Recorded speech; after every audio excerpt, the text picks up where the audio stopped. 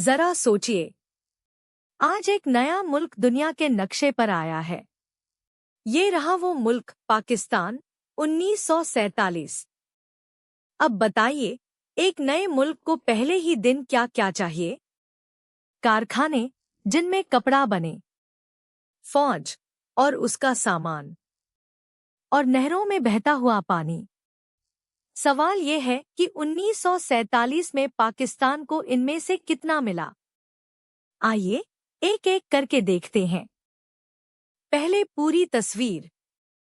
1947 में पाकिस्तान मुआरिज़े वजूद में आया और आते ही उसे बेशुमार मसाइल का सामना करना पड़ा। किताब इनको गिनाती है। देखिए, हर एक के साथ पलड़ा और झुकता जाएगा। मुआशी मसाइल, जुग्राफियाई मसाइल, सियासी मसाइल, आईनी मसाइल, इंतजामी मसाइल और मुहाजिरीन की आबादकारी। एक नौज़ायदा मुल्क पर इतना बोझ। आज हम इनमें से सिर्फ पहला हिस्सा पढ़ेंगे।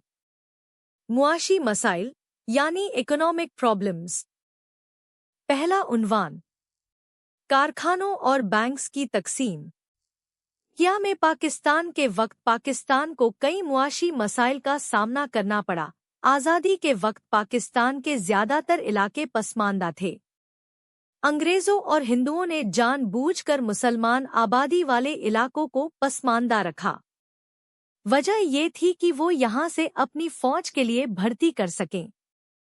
इसीलिए उन्होंने यहाँ सनतें कायम ही नहीं की। चिमनियाँ बनी ही नहीं तो धुआं कहाँ से उठता? एक मिसाल लीजिए। ये 100 पौधे पटसन के हैं, यानी दुनिया की सारी पटसन।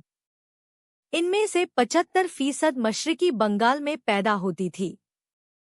देखिए, 100 में से 75 फसल यहाँ थी। अब आप बताइए, इस पटसन के कारखाने कहाँ थे? मगरिबी बंगाल में। पटसन के सारे कारखाने मगरिबी बंगाल में थे और उन पर हिंदुओं का मुकम्मल कंट्रोल था।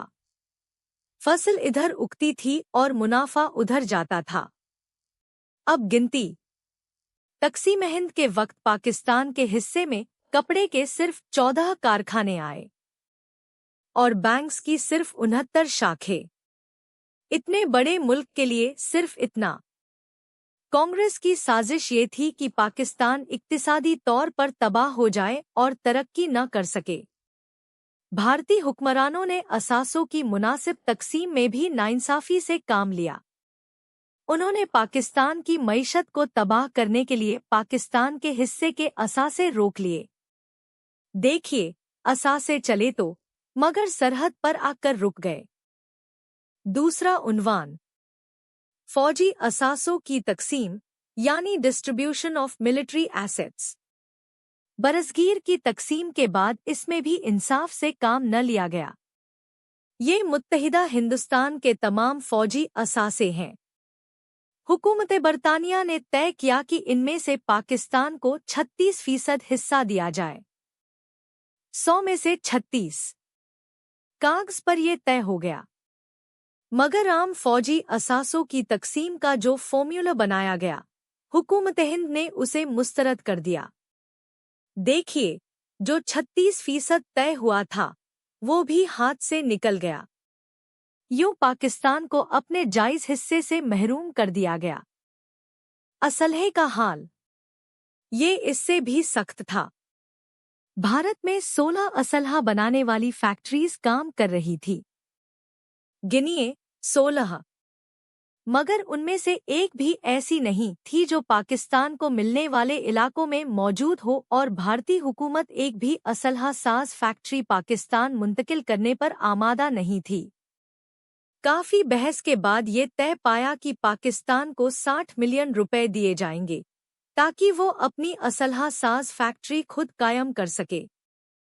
तीसरा उन्वान, दरियाई पानी का तनाज़ा, रिवर वाटर डिस्प्यूट। ये हमारे दरिया हैं। दरियाए सिंध, झेलम, चनाब, रावी, सतलुज और बयास। गौर कीजिए, ये सब ऊपर की तरफ से यानी मशरिक से आते हैं। तकसीम हिंद के वक्त दरियाओं और नहरों पर अहम हेडवर्क्स भी भारत को दे दिए गए। फिरोजपुर, जो सतलुज पर है, और माधोपुर, जो रावी पर है। अब सोचिए, अगर ऊपर वाला मुल्क दरवाजे गिरा दे तो नीचे क्या होगा? पानी रुक जाएगा। एक हेडवर्क्स यूं काम करता है। फौलादी दरवाजे ऊपर हों तो दरिया बहता रहे, और नीचे गिरे तो पानी वहीं रुक जाए। पाकिस्तान की ज़राअत को नुकसान पहुंचाने के लिए भारत ने अप्रैल 1948 में पाकिस्तान को पानी की फ्राहमी रोक दी। हमारी नहरों का कंट्रोल भारत के पास चला गया था। फिर मसला हल कैसे हुआ? चुनांचे सिंध ताइस मुआहिदा 1960 के तहत दोनों ममालिक के दरमियान पानी की तकसीम का मसला तय पा गया।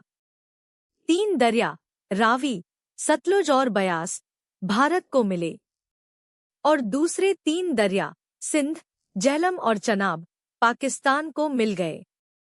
आज भी हमारी नहरें इन्हीं 3 दरियाओं से भरती हैं। अब खुलासा 1। 1947 में पाकिस्तान को मुआशी, सियासी, आईनी और इंतजामी मसाइल एक साथ मिले। 2 मुसलमान इलाके जानबूझकर पसमानदा रखे गए, इसीलिए वहां सनत थी ही नहीं। 3। हिस्से में कपड़े के सिर्फ 14 कारखाने और बैंक्स की 69 शाखें आईं। 4। फौजी असासों का 36% हिस्सा तय हुआ, मगर एक भी असलहा साज फैक्ट्री न मिली। 5। अप्रैल 1948 में पानी रोका गया, और 1960 के सिंध ताइस मुआहिदे से मसला हल हुआ। आखिर में एक सवाल आपके लिए। सिंध ताइस मुआहिदे के तहत कौन से 3 दरिया पाकिस्तान के हिस्से में आए? सोचिए, गिनती 3 है।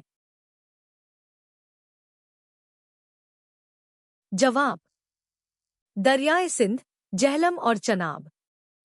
और अगली बार जब आप नहर देखें तो याद रखिएगा कि उसका पानी कहाँ से आ रहा है।